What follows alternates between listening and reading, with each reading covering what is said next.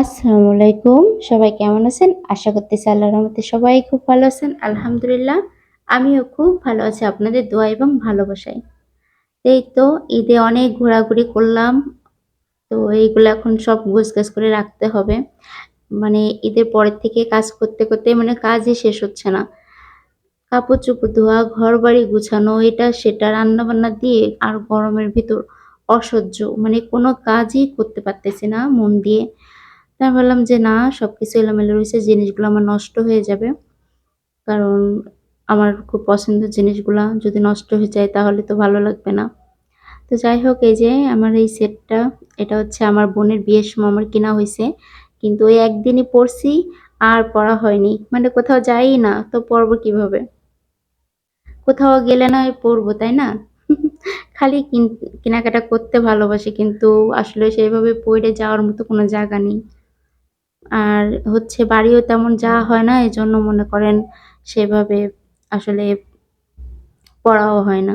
কিন্তু কিনতে ভালো লাগে। আপনার ভাইয়াও ওরকম যে আমি যদি কখনো কিছু বলি যে এটা আমার লাগবে, এটাও নিয়ে এসে দেয় বা আমার পছন্দ হইলে আমি কেনাকাটা করে আসি। কিন্তু ও কখনো আমাকেও নিষেধ করে না যে, "তুমি কেনো কেন?" কিন্তু মাঝে, মাঝে ঝগড়া করে যে, "তুমি এই জিনিসগুলা কেনো কেন? যদি নাই পড়বা?" তা আমি বলি, "পড়ে যাবো কোথায়? তুমি তো কোথাও নিয়ে যাও না। যদি নিয়ে যাইতে তাহলে তো অবশ্যই পড়তাম, তাই না?" এই দেখেন এই কানেরটা জোড়া আমি কিনছি তা মনে হয় ১-২ বছর হয়ে গেছে। তা আজও পর্যন্ত আমি পইড়াই দেখলাম না যে কেমন। কিনি কিন্তু আসলে সেভাবে পড়া হয় না সত্যি কথা যেটা। আর এই কানের দুলটা তো দেখছেন আপনারা যে আমার ঈদে আমার ছেলে আমাকে গিফট করছে।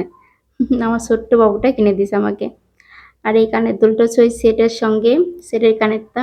এটাও পড়ছিলাম এই ঈদে। ঈদে যেহেতু একটু বের হইছিলাম তখন কিনছি। মানে তখন হচ্ছে পড়ে গেছিলাম আরকি। আর এই যে কিনে তো রাখি কিন্তু আসলে পড়া হয় না। আর এই যে চুড়ি, কসমেটিক কি পরিমাণ বাপরে বাপ!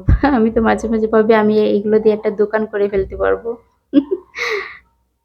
মানে ওই যখন বোনের বিয়ে হয়েছিল তখন আমি সব কেনাকাটা করে রাখছিলাম অনেক জিনিস। আর বাজারে যখন যাই তখন একটা যেটা পছন্দ হয় আমি কেনাকাটা করে নিয়ে চলে আসি। কিন্তু আমার পড়া হয় না।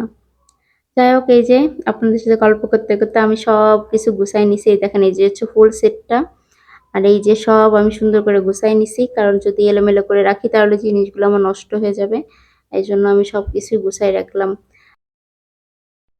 আপনারা যদি আমাকে কেউ দাওয়াত দিতেন তাহলে আপনাদের বাসায় আমি বেড়াইতে যাবো। যাই হোক, তো আপনাদের সাথে গল্প করতে, করতে আমার কিন্তু কাজটাও গোছানো হয়ে গেছে। আর এই যে যাক আলহামদুলিল্লাহ।